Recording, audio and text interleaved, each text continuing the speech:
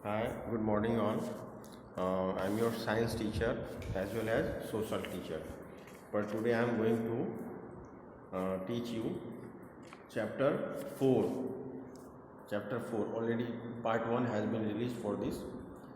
But again I will go for a revision as well as the balance one. तो chapter 4 में आपके chapters का नाम है वेदर, सीजन्स एंड क्लाइमेट। अब आपको बहुत अच्छे से समझना है कि वेदर किसको कहेंगे, सीजन्स किसको कहेंगे और क्लाइमेट किसको कहेंगे। ठीक है, जैसे बोलते हो आप कह रहे हैं अभी सर्दी लग रही है, अभी ठंडी लग रही है। ठीक है, जैसे अभी क्या है, अभी थोड़ा सा ठंड का टाइम शुरू हुआ है तो आप सुबह सुबह क्या होता है, आप बोलते हो अरे थोड़ा सा ठंड लग रहा है। ठीक है, जैसे जैसे धूप उगता है, जैसे जैसे दिन बढ़ता है, यानी सुबह 7 o'clock का जो टेम्परेचर होता है वो अलग होता है। सुबह 7 o'clock का टेम्परेचर होता है 13 डिग्री सेंटीग्रेड। फिर आफ्टरनून में जो टेम्परेचर होता है वो होता है 14 डिग्री सेंटीग्रेड, फिर 30 डिग्री सेंटीग्रेड। तो ऐसे करते करते टेम्परेचर बढ़ता है, फिर धीरे धीरे टेम्परेचर नीचे जाता है। ये सारा कुछ जो हमारे एटमॉस्फेयर के अंदर होता है वो क्या होता है मैं आपको बता रहा हूँ, वेदर, सीजन्स एंड क्लाइमेट। अब ये चीज़ें क्या होती हैं, वेदर, सीजन्स एंड क्लाइमेट। तो देखो मैं थोड़ा सा पहले आपको रिवीजन करके दे देता हूँ। मैंने पहले भी आपको बताया था कि आपको एक थोड़ा सा प्रैक्टिकल करके इमेजिन करना पड़ेगा, जिसमें कि आपको ये समझना पड़ेगा कि जैसे जैसे हमारा अर्थ है, तो वो अर्थ क्या है, वो पूरे यूनिवर्स में एक वो गेंद की तरह लटका हुआ है और उसका जो मेन सेंटर है जिसको हम लोग बोलते हैं एक्सिस।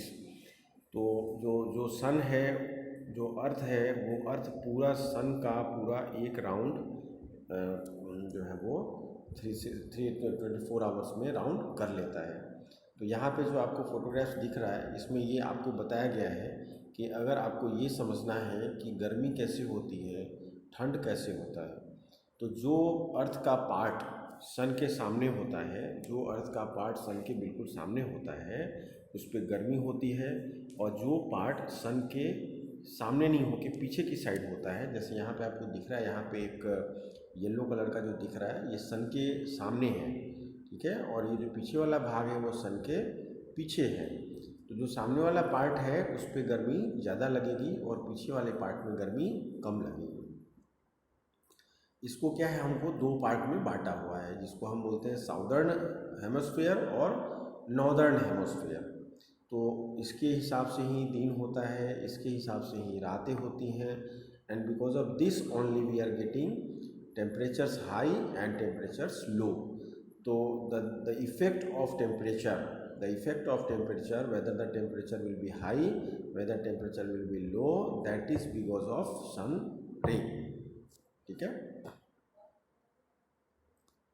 अब हम इसके बाद देखते हैं कि ये कैसे मूवमेंट होता है सन का और अर्थ का, ये अराउंड्स। ठीक है, चलो अब आगे हम लोग देखते हैं। ये वाला फोटोग्राफ्स अच्छे से देखो, मैं एक बार रीड करता हूँ आपको कि व्हाट हैपेंस इन जून। अब जून महीने में क्या होता है, जैसे कि मैं आपको बताऊँ, हमारा जो साल होता है उसमें कितने महीने होते हैं, 12 मंथ्स होते हैं, यानी कि जनवरी, फरवरी, मार्च, अप्रैल, मई, जून, जुलाई, अगस्त, सितंबर, अक्टूबर, नवंबर, दिसंबर। ये आप सबको पता है कि 12 मंथ्स होते हैं हमारे पूरे साल में। तो 12 मंथ्स जो हमारे होते हैं पूरे साल में, तो उसमें कैसा होता है कि every month is a month where you are getting changes in temperature, changes in climate और चेंजेस इन सीज़न। सब क्या बोलते हो कि अभी ये सीज़न जो है ना बहुत अच्छा चल रहा है। आप when you come to know, दो लोग बातें करते हैं तो बोलेंगे अरे मैं कश्मीर गया था ना तो वहाँ का क्लाइमेट बहुत अच्छा था, बहुत सुहाना क्लाइमेट था कश्मीर का। Why it is like that climate, because climate is being affected and climate is being affected on so many factors. तो क्लाइमेट कौन कौन से फैक्टर पे डिपेंड करता है, सबसे पहले तो क्या है, आप जहाँ पे गए हो उस जगह की हाइट कितनी है, आप जहाँ पे गए हो वहाँ पे जो ट्रीज़ है, माउंटेन्स है, वो किस तरीके के हैं, तो उसके हिसाब से आपको वहाँ का टेम्परेचर्स डिफरेंट होता है। जैसे आप समुद्र के किनारे चले जाओगे तो वहाँ पे क्लाइमेट डिफरेंस होगा, जब आप कहीं और जाओगे तो वहाँ पे डिफरेंस होगा। तो ये सब जो चीज़ें हैं वो क्लाइमेट है, सीजन्स है और वेदर है, ये सब चीज़ें इस हिसाब से चेंज होती रहती हैं। और जो अर्थ का पार्ट सन के बिल्कुल सामने आ जाता है, जैसे आपको ये फोटोग्राफ्स है, इस फोटोग्राफ्स में देखो लिखा हुआ है कि direct rays falls on a small area and heat more. जिस जगह पे सन का रे डायरेक्ट आता है वहाँ पे क्या होता है, बहुत गर्मी पड़ती है। और नीचे क्या लिखा हुआ है, slanting rays spread out and heat less. जिस एरिया में जाके जो हीट का रे है वो स्प्रेड हो जाता है, यानी स्लैंटिंग हो जाता है, यानी जो सन का रे है वो आके टेढ़ा हो जाता है, उस एरिया में गर्मी कम होती है। ठीक है, slanting rays spread out and heat less.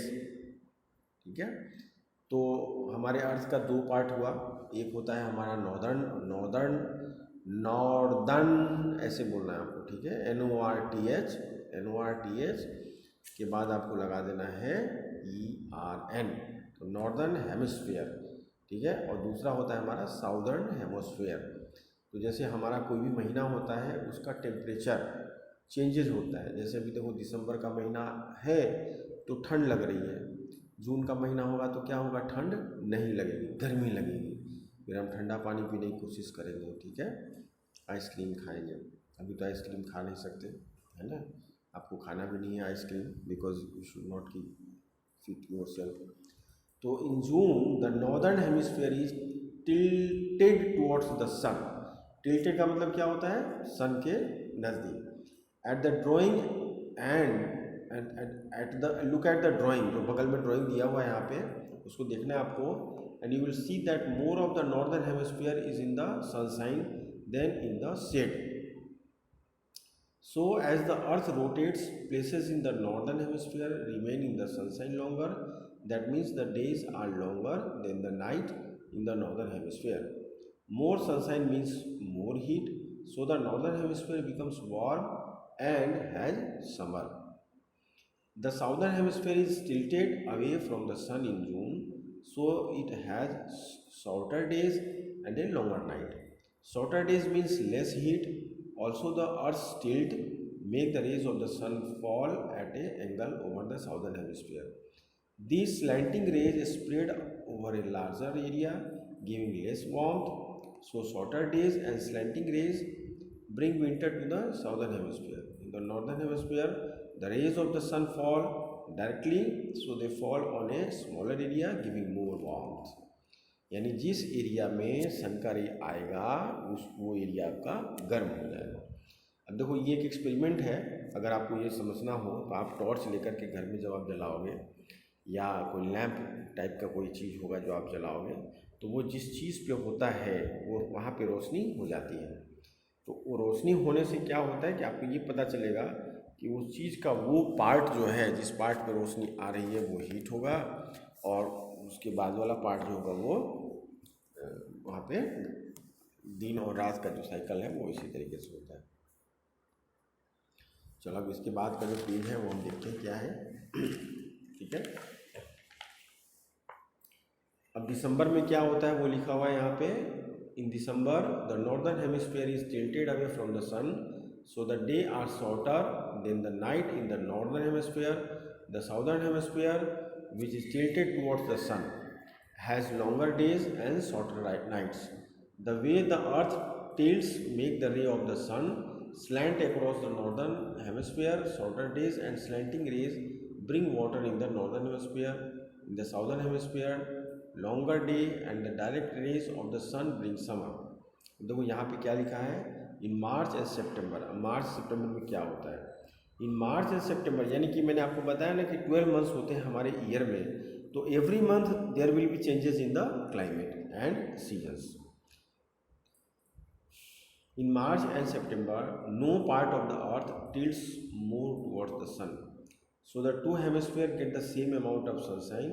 In March the northern hemisphere has spring and southern hemisphere has autumn, and in September the north has autumn and the south has spring. Why climates are different? Climate different क्यों होता है? The kind of climate a place has depends on many things. Distance of a place from the equator. The climate of a place depends on how far the place in from the equator. अब आपका जो equator है, ठीक है। Equator कहाँ पे होता है? बिल्कुल मिड ऑफ द अर्थ। तो इक्वेटर से जितना डिस्टेंस होगा उसके हिसाब से ही उस जगह का टेम्परेचर होगा। Places near the equator get the direct rays of sun. जो जगह इक्वेटर के नज़दीक होता है उनको क्या होता है? सन का डायरेक्ट रे आता है। सो दे आर हॉट, इसलिए वो गर्म हो जाते हैं। In fact they hardly have any winter places near the poles. On the other hand get slanting rays, this makes these places very cold. We divide the earth into 3 zones according to the general climate in this area. The area around the north pole is called the Arctic. North pole के पास जो area होता है उसको हम Arctic बोलते हैं, यानी वहाँ पे बहुत ज़्यादा ठंड होती है। And the area around the south pole is called the Antarctic, और साउथ पोल का जो एरिया होता है उसको बोलते हैं Antarctic. These two polar areas called frigid zones, ठीक है। The area around the equator is called the torrid zone. The areas in between are temperature zone. Temperate means, देखो टेम्परेट मीन्स क्या होता है? Neither too hot not too cold. जो temperate होता है उसको हम लोग क्या बोलते हैं? ना ही ज़्यादा गर्म ना ही ज़्यादा ठंडा।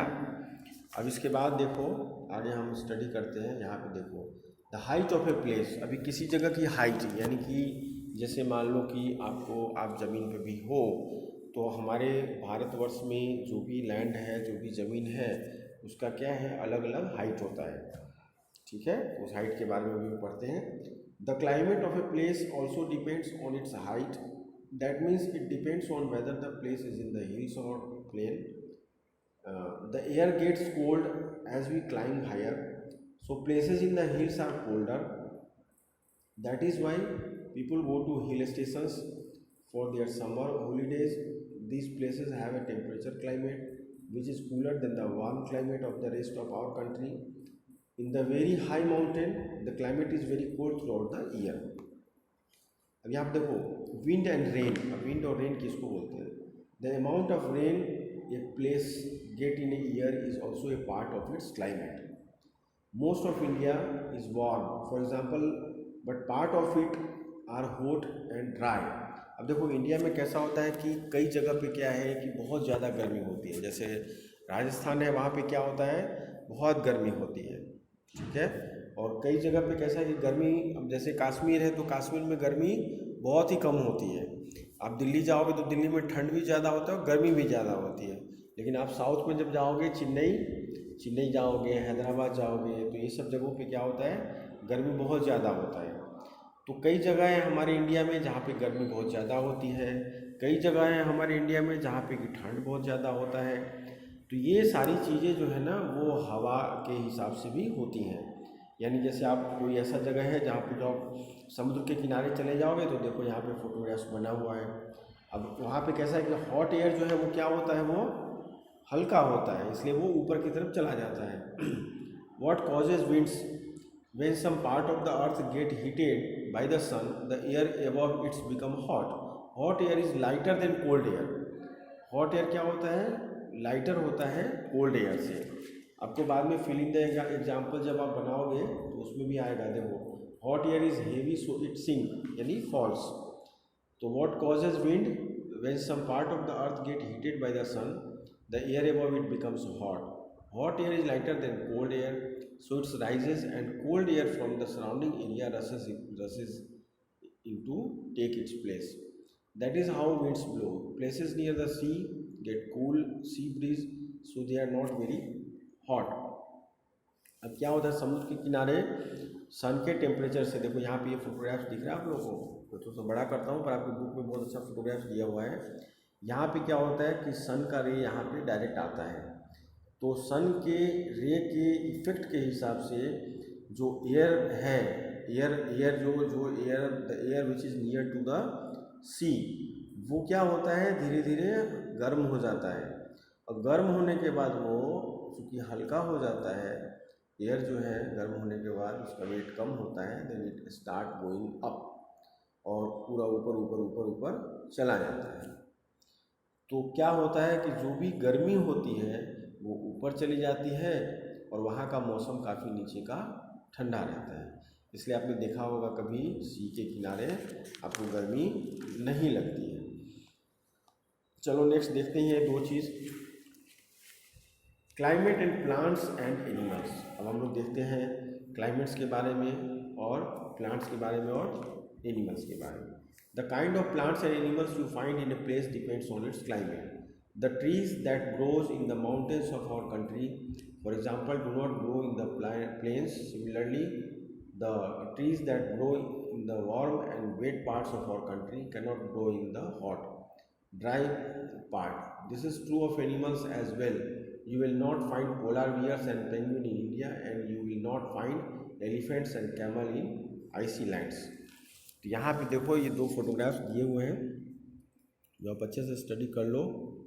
यहाँ पे देखो दो photograph, trees of hot dry places, trees of wet and warm places. तो वेट और वार्म प्लेसेस पे कैसा होता है, ऐसे कोकोनट के ट्रीज होते हैं। That's all for this chapter. ये चैप्टर आपका ख़त्म हो गया, ठीक है। पहला पार्ट भी देख लेना अच्छे से, ये दूसरा पार्ट है, फिर हम क्वेश्चन आंसर करेंगे, ठीक है। आप खुद से क्वेश्चन आंसर बुक्स में प्रैक्टिस करो। Use only pencil, nobody is allowed to use pen. Books ख़राब नहीं होना चाहिए। दिस इज़ योर पार्ट 2 का बुक्स है, इसको अच्छे से आपको रखना है।